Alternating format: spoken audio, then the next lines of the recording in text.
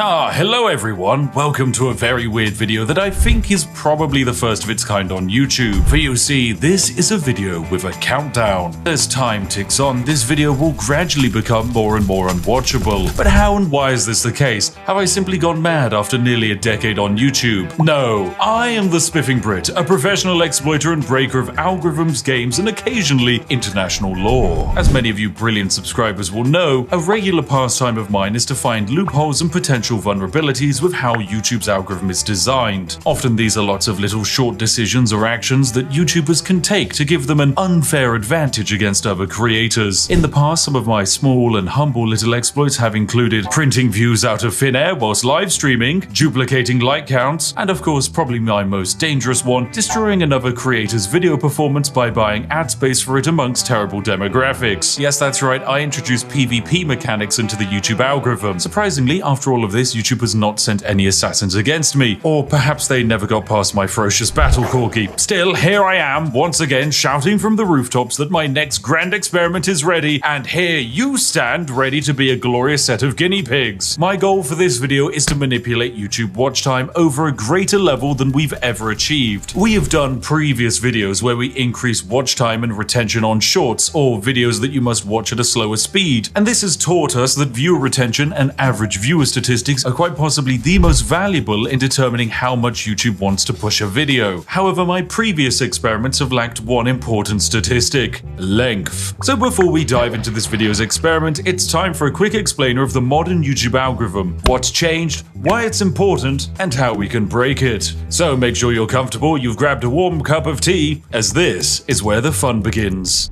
YouTube's entire role is to recommend the right videos to the right person. If you like watching videos about medieval cooking techniques, then YouTube will serve them up to you. You'll see them on your home feed, you'll see them underneath videos you watch, they'll automatically play in the up next section. There will simply be no escape from these medieval cooking videos once you've started going down that rabbit hole. However, YouTube will actually serve up these videos based on a few criteria. So YouTube monitors you. They want to know what language you speak, what channels you're currently watching, and what videos you interact with and for how long you're watching them. It then runs a bunch of numbers and finds a selection of videos that might be a good fit for you. But before that step, YouTube does its most important check. It must weed out videos that it deems to be misleading or not as interesting. Remember, YouTube's entire goal is to get you watching videos for longer, because the longer you spend on the platform, the more money you make them thanks to adverts. So it screens for misleading or unsatisfying videos by serving up videos with a higher percentage of viewership more than ones with a lower percentage of viewership. Needless to say, in 2024, basically no one is using the sub feed anymore, so video recommendations are the most important thing, meaning average watch time is also the most important thing. This algorithmic decision of meritocratic performance is actually great on paper, as it generally means that better structured videos that get to the point of their purpose quickly will outperform more waffly ones spoken by British people that go on tangents. Wait a second! But there is a little bit more to this decision. What happens when a video covers the same topic but is a different length? So let's imagine video A is a 10-minute long video that has a 50% viewer duration. Video B is a 20-minute long video and it also has a 50% viewer duration. They are both watched on average for the same amount of time, meaning logically they are both the same amount of satisfaction in the eyes of YouTube. Wrong! YouTube will massively favor video B. It's got higher watch time, baby! So that video will not only get more views, but it will also make more money for the creator. This creates a weird calculation where in some examples, longer equals better. There are some very extreme examples of terrible creators exploiting video length for profit, like for example this one here. Wait, hang on a second, that's my Victoria Free live stream. This video here is the second most viewed Victoria Free video in the entire world. There are thousands of Victoria Free videos, and yet this nearly 4-hour-long live stream VOD is the second best of them. Why is this the case? Is it because it's a well-crafted, well-edited, perfectly executed idea? No, it is a good video, but it's just statistically broken. Because it's such a long video, the average watch time is over 1 hour and a half. This means that this stream has 3 times the average watch time as the next best video has total length. That's also my video, by the way. It's handcrafted, took us a lot of time to make, and very well executed. But statistically, it's terrible. The results are that this stream outperformed massively, and thanks to my dastardly strategy, it suppressed other videos in the recommendation feed, allowing me to make over £64,000 off of a 4-hour 2-hour stream. Thanks YouTube, that was perfectly balanced. Oh wait, you're probably not used to creators talking about how much they actually make. Don't be alarmed, friends. I have to pay a lot of that revenue in tax, probably. Maybe some of it has to go to the interns to buy them food, and then the remaining 95% gets spent on my crippling addiction to Yorkshire tea. So more watch time is more good, and greater average watch time is more good. This means that the calculation to make the optimal video is rather simple. Make a video as long as possible while still keeping viewers interested. This basically means that all you need to do is craft a perfect SEO monstrosity with zoomer cuts, pan zoom, smiling celebrities, and just pander to the algorithmic equivalent of the everyman. Yeah, I'm talking about you, Dave. This is the strategy that has to be used by the people at the very top of YouTube. I can't blame them for it, because you reach a point where each ounce of personality you show, the market cap of your audience goes down by millions. Instead, you must become like white toast with butter. Plain, but very inoffensive. Perfect for when you're waking up and starting your day. So yeah, I can't exactly do that. I'm British for a start, which means that the French people probably stopped watching 5 minutes ago. On top of that, I like janky bad edits, and my sarcastic style of humor isn't exactly for everyone. If only there was an exploit that could make a longer form video retain a larger percentage of viewership and watch time. Oh dear,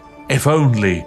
Oh my god, is that a poorly designed feature YouTube made that nobody uses on the horizon? Yes, it is! Say hello to the YouTube Video Editing Suite. From this screen, I can make edits and alterations to an existing video on YouTube. I can trim and cut sections out of it, blur details, insert audio tracks, apply end screens, and even spam info cards to remind you to buy merch every 5 seconds. Seriously, creators who use this, please stop. What are you doing? Go and brew a cup of tea. Now, these tools are hardly used. Mostly they exist to help YouTubers cover up mistakes like speeding in a school zone whilst driving a luxury car. Or if you're really special, YouTube will even let you insert footage back into videos. But outside of a few moments when Linus Tech Tips needed to add corrections into something, it's actually hard to find much evidence of creators using this. The main thing that I think actually sees the light of day is the cut tool. This actually serves a purpose outside of fixing errors. You see, most YouTube sponsor contracts stipulate that the ad read must be on a video for 2 to 3 years. This means that 2 to 3 years after upload, some creators will actually go through their back catalogue of content and cut out the sections where they tell you that Raid Shadow Legends is the greatest video game ever conceived. Yeah, right, baby, it actually sucks. Yeah, I know, I just burnt a lot of bridges there. Your game sucks, mate. I'm never taking your money. Stop emailing me. Outside of covering up the past, there is a reason why it makes algorithmic sense to remove your older sponsor reads. Most people, when presented with a read, simply press the skip button and bypass the 30 to 90 second section of that video.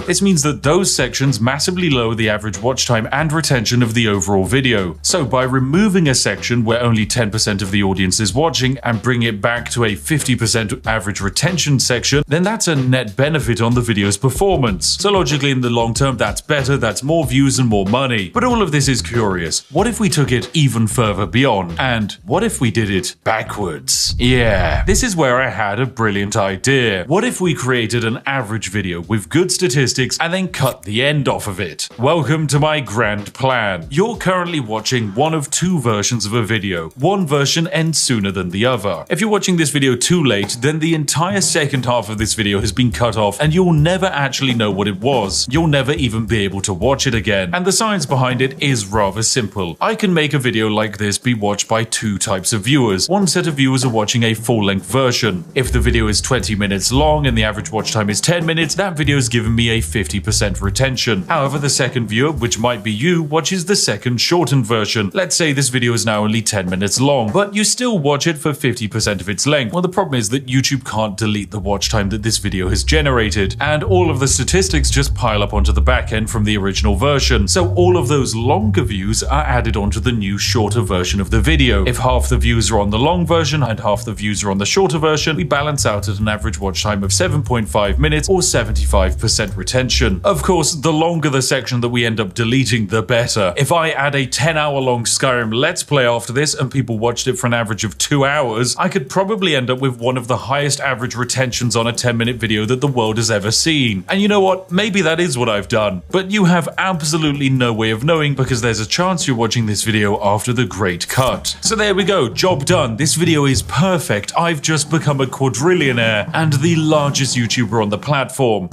unfortunately it's not quite that simple. There are a few limitations to this strategy that might unfortunately stop us from breaking YouTube entirely, namely market cap, interaction, and engagement. The first problem is hard to fix, as there is a finite amount of people on the planet who would be happy watching a video on YouTube exploits. YouTube knows this, so recommends videos accordingly. Generally, the best videos on YouTube are ones that are relevant to broad viral demographics. This is why you see someone like the Legal Eagle cover popular events rather than obscure but interesting legal cases from Madagascar. Now, there are a few ways I can manipulate and trick YouTube to improve this video's relevancy and raise the market cap. Namely, I can have you go into the comment section and say some relevant topical things and talk about how they definitely featured in this video. Here's a list of some popular current SEO terms active right now that you can claim I have somehow satisfied your interest of. Yes, I remember talking about that. Oh, and that one.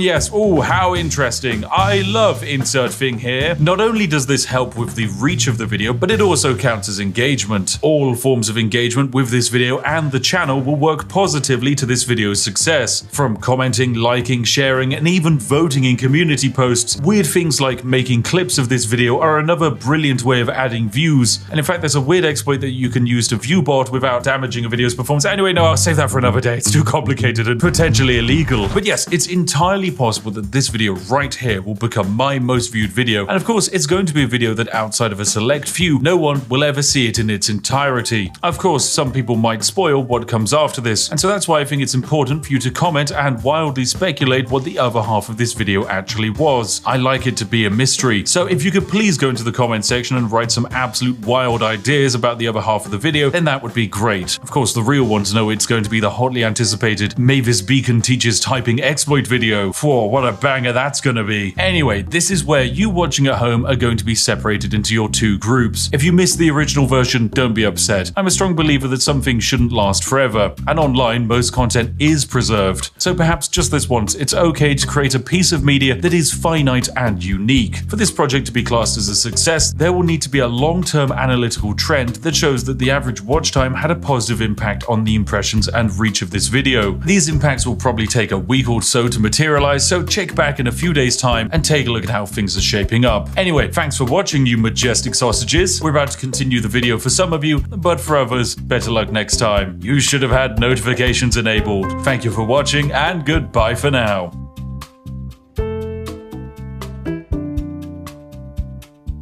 Right, welcome ladies and gentlemen to the other half of the video. This is something that not everyone's going to see, and who could have guessed it? It is a British food, snacks and drinks tier list, because I know that for too long people have been wondering what my incredibly important opinions are, and today we will answer them, for this is quite possibly the most important thing you can ask a British person, and one of the most critical determining factors when it comes to knowing whether to trust a human being or to distance yourself from them. So yes, let's start with this lovely tier list. It's going to of course begin with Aero chocolate bars. Now these are quite fun. They're kind of like chocolate bars with air pockets in them, and you know what, I'm gonna say they're pretty good. They're nice, they're very tasty, but they can be a bit sickly. As far as chocolates go, it is definitely pretty good category. Then we have After Eight mints. These are basically mint chocolates. They're very strong and minty, and many people like them. However, I don't think they're that great because I don't like mint chocolate. I think that's a terrible idea. If I want mint, I'll just eat toothpaste, mate. Then we've got Heinz beans. I'm actually gonna combine Heinz beans and cheese with beans on toast in the not great category. This is probably the most controversial opinion of the night, and I'm sure many of you are currently hammering into the keyboard that I should yeet myself off of Big Ben. However, I just think beans are bad. They're just a bad vessel for food, and adding them to bread and cheese doesn't exactly improve the situation. So yeah, not great. Then we've got black pudding, otherwise known as blood pudding. It gets its name because it is basically blood mixed with herbs and barley. Definitely quite a disgusting food when you think about it. However, I think it's bloody lovely. I guess I'm just too British for some people. And yes, we in the UK never stopped quite eating like we were in the Blitz or we were role-playing feudal peasants. Then we've got Bounty chocolate bars. These are a disgrace to Britain. It's just disgusting. Just the worst chocolate bar. I hate it. Then we've got Bourbon biscuits. Oh, these are fantastic. These are bloody lovely. A chocolate biscuit with a layer of chocolate cream on the inside. Oh, dipping that into a cup of tea is a blessing. And then we've got dairy milk buttons in yogurt form. These are pretty good. I think these are all right. They're kind of tasty, but it's just very sickly. Then we've got crackers and cheese. This is a blessing to Britain. Whoever created crackers fingers and then had the idea of putting cheese on them. Phenomenal. Then we've got KP cheese balls. These are a disgrace to Britain. They're disgusting. Along with Cheez-Its. I think they're just abysmal. Cheese flavored crisps are revolting. They just kind of taste of chemicals. If I wanted to eat cheese, I'd eat cheese. I wouldn't eat synthetic cheese. I'm not an American layering plastic on top of a burger. Oh, then we've got a prime lovely little dessert cake in the top of a glacier cherry. Oh, I love these. Are good fun. They're pretty good. I know it's kind of controversial. I think in the modern day and age, people have fallen off of the love of the Bakewell, but I think they're still pretty solid. Next up, we've got Chew-Its. These are kind of like a sweet. They're pretty good. I think they're all right. Nothing sensationally great. Oh, and finally, we've got chip butty. Yes, this is good. I can let the northern fly out, mate. This is a chip butty. If you've never had chip butty, it is potato chips or the fries for the American persuaded people, usually with some kind of sauce, probably ketchup. It's laid inside of bread or cob or bap, depending on who you speak to and which part of the UK they're from. This is bloody lovely. It is absolutely bloody lovely. Oh, and then we've got Terry's Chocolate Orange. This is a blessing to Britain. A certified Christmas banger. If you are celebrating Christmas and you don't get a Terry's Chocolate Orange, something has gone wrong in your life. On the inverse of the holiday chocolate scale, we have cream eggs. I think these are not great. This is because they are rammed with fondant icing on the inside. They are sickly. Eating them makes you feel like your arteries are clogging up and you're going to drop dead of stage 75 diabetes at a moment's notice. But it's okay because Britain is saved as we have crumpets. Yeah, crumpets are great. They're pretty good. It's basically a form of bread, usually with butter, toasted. It's just really quite nice. Oh, and then we have what is probably my favorite chocolate bar of all. It's the Crunchy, ladies and gentlemen. This is a blessing to Britain. It is honeycomb or cinder toffee wrapped inside of chocolate, handed to you in a bar. It is wonderful. One of Cadbury's greatest creations, and then after the Americans bought it, it's gone downhill. I want my original Crunchy bar back, but I know it's never gonna happen, so I'll still remember you, Crunchy bar. You were amazing. Speaking of Americans ruining things, it's the Cadbury's Dairy Milk Bar, which is now in the not great category. This used to be a phenomenal piece of chocolate, and then Kraft ruined everything. I hate mega corporations. But hey, if there's one mega corporation I love, it's McVitie's, because they made the digestive biscuit, which is bloody lovely. It's a very solid biscuit, perfect for dunking in tea. Very nice. Then we have what I believe is a kebab. Kebab meat, it's alright. It's pretty neutral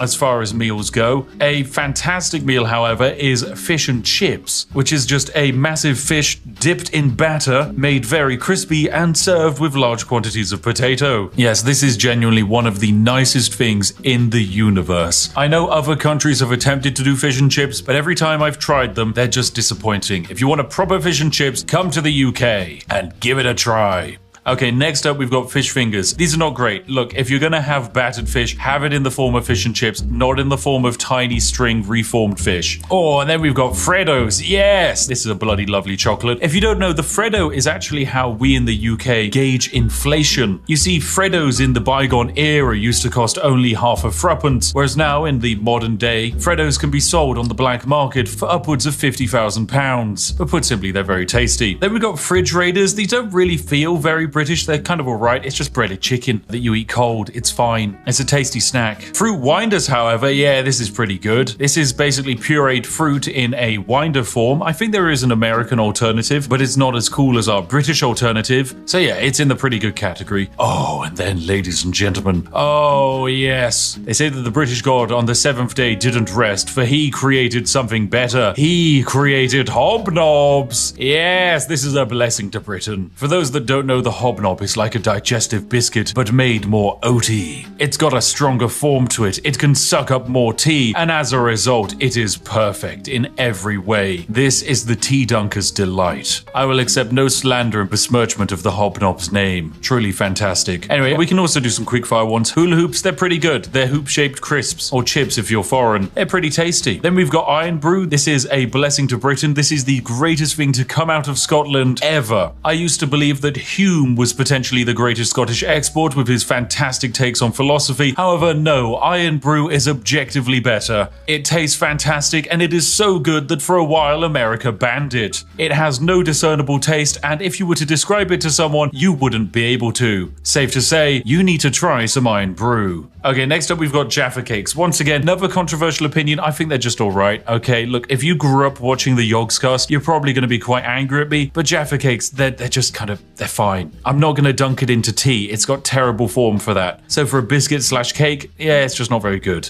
Oh, then we've got Hartley Strawberry Jam. This is pretty good. It's a solid form of jam. Nice to put on your toast. Nice to put on your crumpets. Nice to put inside of your chip butties. I'm not going to judge. But for an even better formation of jam, you have Jammy Dodgers. This is a biscuit with jam on the inside, and it's bloody lovely. Oh, there's also Jelly Babies. Yes, these are very good. They're just jellied sweets, but in the shape of babies, which makes them better than Chewits, because it cures the insatiable British desire to crush children. And ever since we closed down all of the smog factories in London, this is the only way you can get that kick. Next up, we have the Kinder Surprise Egg. I don't really think this is a British snack, because it's very German, but yeah, it's alright. It's basically just a chocolate egg with a small toy inside of it. Once again, Americans banned this because they believed it was a choking hazard and would kill children. I instead believe that the Kinder Surprise Egg is Darwinism in real time. Next up, we have KP Original Salted Peanuts. These are pretty good. They're just a decent snack. Magic Stars, these are alright. My wife really likes them. I think they're just a weirdly shaped form of chocolate. And then we have Moams. Once again, I'm like 90% certain this is German, not British, but hey,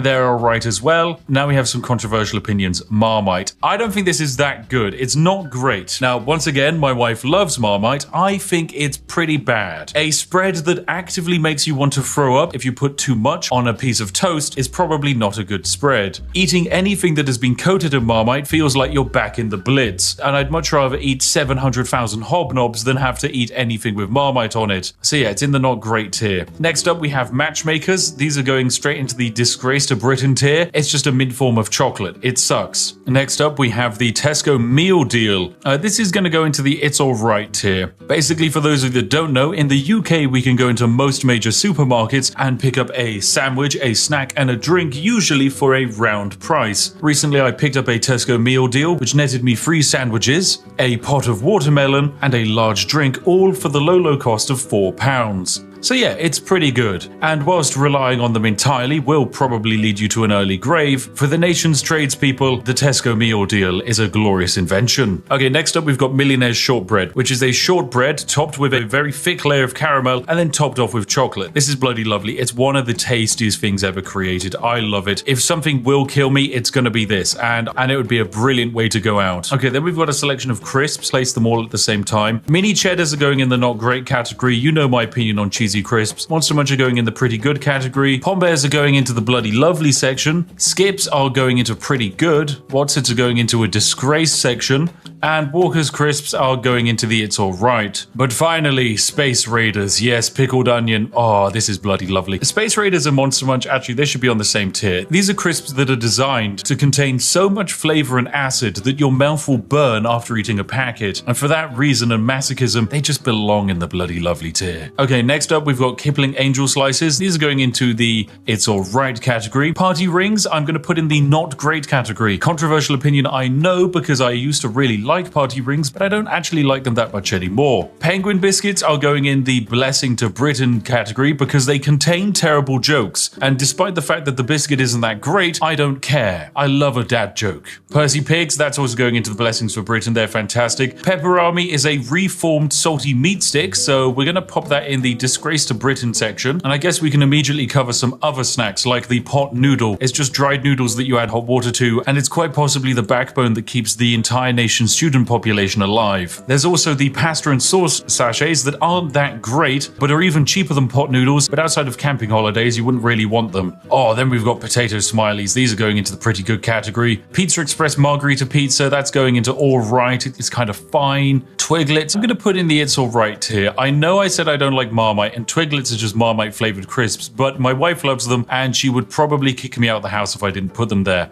Okay, now we've got some legendary cakes we can cover. The Colin the Caterpillar cake is a blessing to Britain and one of the greatest cultural exports we've ever invented. Colin the Caterpillar sweets, however, from M&S are going into the not great tier. They're an okay form of sweet. Drumsticks are as well. I'm also going to put in the not great tier. This is one of the few sweets where I actually know people who have lost teeth because of them. Not because they rot the teeth, but because they're so sticky and solid, you will actually end up breaking a tooth trying to eat them. Yorkie bars are alright, it's just a solid brick of chocolate. Turkish Delight I think is a disgrace, I hate hate it. Wagon wheels as well. The combination of cream and jam is just weird. The Yo-Yo Bear fruit rollers I'm putting in the pretty good category. They're rather tasty. Drumstick squishies I'm also putting in pretty good because unlike these solid drumsticks, they won't kill you. Millions I'm going to definitely pop in the pretty good category as well. They're fantastically tasty. It's literally just condensed colored sugar. What's not to love? Weetabix. Oh, that's a bloody lovely. Who doesn't love a good Weetabix for breakfast? And we've got the flake chocolate bar. That's all right. Fruit pastels. They're not great. Twister lollies. I'm going to say pretty good. It's an ice lolly, which contains a little bit of ice cream and frozen fruit flavor in a combination that's actually rather nice. Then we have, oh my, what is this? Branston small chunk pickled. Yeah, this is a disgrace to Britain. I know there are old people who love it, but it's disgusting. Same for mushy peas. Anyone who orders mushy peas is just someone who would be okay eating dog's vomit, okay? It's disgusting. I'm just not a fan of mushy peas. And then we got Tango Orange. This can go into the it's alright category. And before we get to the most important thing on the list, I think we should deal with some of the food options. So we have pork pies. This is going into the pretty good category. I'm a big fan of pork pies, but I understand that a slab of reformed meat surrounded in pastry is kind of weird. It's a very dense form of meat as well. However, the sausage roll I think is bloody lovely because it actually minimizes the density of the pork to create an overall better balance between pastry and reformed pig. Next up, we have scones or scones if you're poor, which is usually had with cream and jam. This is going into the pretty good category. It's good for an afternoon tea, but you wouldn't exactly want it every day of the week. Then we've got Scotch egg. It is a semi-boiled egg wrapped inside of meat and then coated in bread. I'm actually going to say it's all right. I would have put it in pretty good, but I recently had some at an event and about 40 minutes later I developed a crippling migraine, so I'm going to blame that on the Scotch eggs. Okay, then we have shepherd's pie. Shepherd's pie is great. It's mashed potato and then some mince and a bunch of vegetables. A lovely historical dish for the UK. It's honestly a blessing to Britain. Whilst I might not have it too often now, it's a very versatile dish. It's easy to make vegetarian and vegan versions of it, and usually 9 out of 10 times it tastes fantastic. Okay, then we have a roast dinner. Yep, this is straight into the blessing to Britain category. It is a meat, potato, usually Yorkshire pudding and some vegetables. Is it the most flavorful meal on the planet? No. Is it a Michelin star meal? No. But does it warm the soul? Yes, it does. So it's a blessing to Britain. Now for the penultimate item, it's a toad in the hole, which is just the large quantities of sausage cooked in batter, and this is bloody lovely. I love it. It's basically a macro scale sausage roll. What's not to love? And finally, the greatest thing in the universe. The ascended god tier item. The one, the only, the greatest thing that has ever existed on the planet. Tea. Yes. Oh, it's so good. There we have it, ladies and gentlemen. This has been my very important, very critical, objectively perfect and spot-on tier list of British foods and snacks. You can find me in the comment section, but your opinion is wrong, because I am the Spiffing Brit, and what I say is law. Tomorrow, bounties and cheese balls will be banned on the streets of Britain, and everyone will be drinking tea as they chow down on some hobnobs. Lovely. Right, well there we go. This has actually been the ultimate extended version of the video that basically no one else gets to see. You have seen it. Congratulations, you're very special. And who knows, maybe there was actually extra stuff after this that I cut. Maybe there was a video within a video within a video. I'm not saying whether that was the case or not. You'll just have to come up with your own theories. But this is all for you today. So thank you very much for watching. A huge thank you to, of course, liking the video, subscribing, and of course, a major shout out to the majestic sausages who are our Patreons and channel members who fund all of this nonsense on my channel. Thank you very much for your continued support. Anyway, if you're sat there wondering what video to watch next, look no further than this video on screen now. I've chosen it and it should be perfect for you. As always, I'll see each and every one of you in the next one. Have a lovely day and goodbye for now.